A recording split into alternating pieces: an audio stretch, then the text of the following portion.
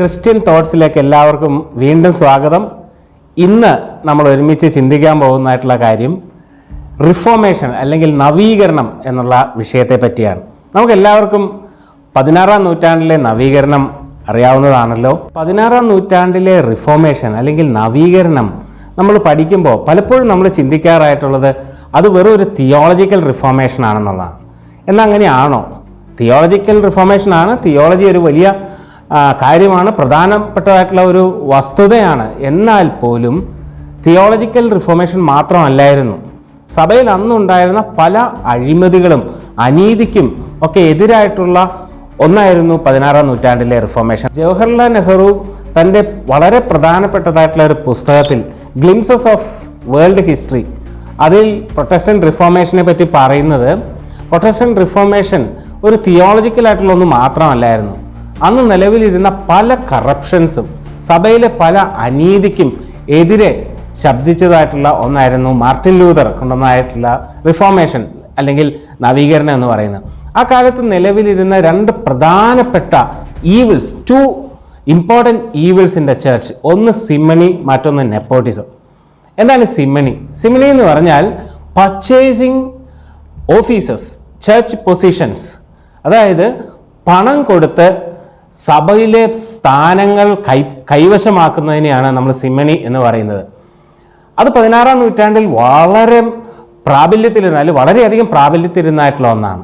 എന്നാൽ ഇന്നും നമുക്ക് നമ്മുടെ സഭകളിലോ നമ്മുടെ ക്രിസ്ത്യൻ മിഷനിലൊക്കെ നോക്കിയാൽ പണത്തിന് വളരെയധികം സ്വാധീനം ചെലുത്താനായിട്ട് സാധിക്കുന്നില്ലേ?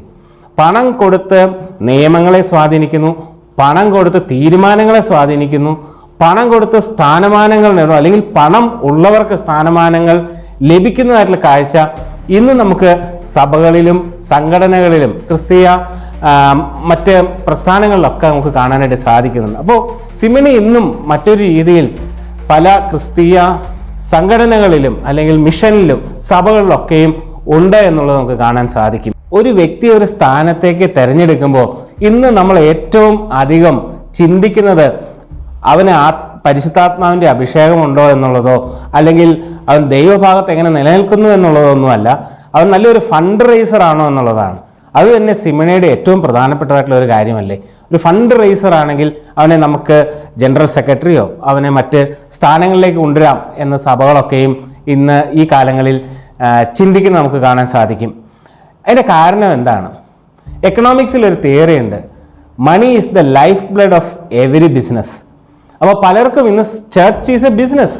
അപ്പോൾ പണമില്ലാതെ സഭ മുന്നോട്ട് പോവുകയില്ല എന്നുള്ളൊരു ചിന്ത കൊണ്ടാണ് ഇന്നും ഈ സിമണി പല സഭകളിലും സ്ഥാപനങ്ങളിലും അതുപോലെ പല സംഘടനകളിലൊക്കെയും പ്രാബല്യത്തിലിരിക്കുന്നത്. 16-ാം നൂറ്റാണ്ടിൽ നിലവിലിരുന്ന മറ്റൊരു പ്രധാനപ്പെട്ട ഈവിളായിരുന്നു നെപ്പോട്ടിസം. നെപ്പോട്ടിസം പലപ്പോഴും നമ്മൾ ചിന്തിക്കാറുണ്ട്, സ്വന്തം മക്കളെ സ്ഥാനങ്ങളിലേക്ക് കൊണ്ടുവരിക, അല്ലെങ്കിൽ സ്വന്തം ബന്ധുക്കളെ കൊണ്ടുവരിക, മാത്രമല്ല സ്വന്തം ഗ്രൂപ്പിന് അല്ലെങ്കിൽ സ്വന്തം ബഡീസ് ആയിട്ടുള്ളവരെ മറ്റ് ഓരോരോ സ്ഥാനങ്ങളിലേക്ക് കൊണ്ടുവരുന്നതായിട്ടുള്ള നേതൃത്വത്തെ നമുക്ക് കാണാനായിട്ട് സാധിക്കും. അതിന് എതിരെയും കൂടിയായിരുന്നു 16-ാം നൂറ്റാണ്ടിലെ റിഫോർമേഷൻ. ഇന്നും നമുക്ക് പല സഭകളിലും സംഘടനകളിലും സ്ഥാപനങ്ങളിലും ഒക്കെ നമുക്ക് ഈ നെപ്പോട്ടിസം കാണാനായിട്ട് സാധിക്കും. നെപ്പോട്ടിസത്തിൻ്റെ ഏറ്റവും വലിയൊരു പ്രശ്നം എന്താണെന്ന് ചോദിച്ചാൽ മറ്റ് അർഹതപ്പെട്ടവരെ മാറ്റിയിട്ടാണ് പലപ്പോഴും അങ്ങനെയുള്ള സ്ഥാനങ്ങളിലേക്ക് സ്വന്തക്കാരെയും അതുപോലെ സ്വാധീനം ഉള്ളവരെയും ഒക്കെ കൊണ്ടുവരുന്നത്. അതുകൊണ്ട് നെപ്പോട്ടിസം ഇന്നും പല രീതിയിൽ സഭകളിലും സംഘടനകളിലൊക്കെയും നിലനിൽക്കുന്നു എന്നുള്ളതും നമുക്ക് കാണാനായിട്ട് സാധിക്കും. എന്നാൽ റിഫോർമേഷൻ ആവശ്യമാണോ എന്നുള്ളതാണ്. റിഫോർമേഷൻ സഭയിൽ ആരംഭിച്ചതെല്ലാം നമുക്കറിയാം from the periphery of the church. ഒരിക്കലും നേതൃത്വത്തിൽ നിന്നല്ല റിഫോർമേഷൻ സഭകളിൽ ഉണ്ടായിട്ടുള്ളത്. എന്നും റിഫോർമേഷൻ എതിരായിരുന്നു സഭകൾ. ഏതൊരു സമയത്ത് റിഫോർമേഷൻ വരുമ്പോൾ the natural tendency of the church leadership is to resist it. അത് നമുക്കറിയാം.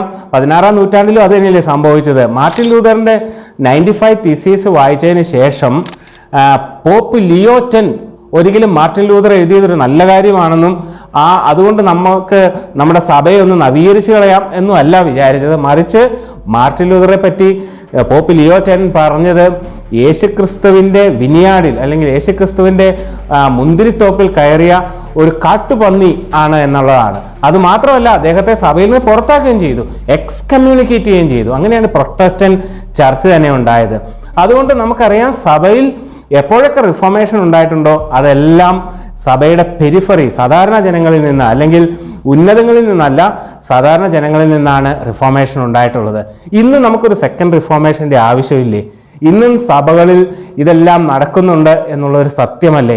പല സഭകളും, ചില സഭകളൊക്കെ അതിനൊരു എക്സെപ്ഷൻ ആയിരിക്കാം, ചില സഭകൾ വളരെ നല്ല രീതിയിലായിരിക്കാം പോകുന്നത്. എന്നാൽ ഇന്നും പല സഭകളിലും ക്രിസ്തീയ സംഘടനകളിലെല്ലാം പലതരത്തിലുള്ള അഴിമതിയും പലതരത്തിലുള്ള പ്രശ്നങ്ങളുമില്ലേ? പ്രത്യേകിച്ച് സിമണിയൽ നെപ്പോട്ടിസവും ഇന്നും സഭകളിൽ നിലനിൽക്കുന്നു.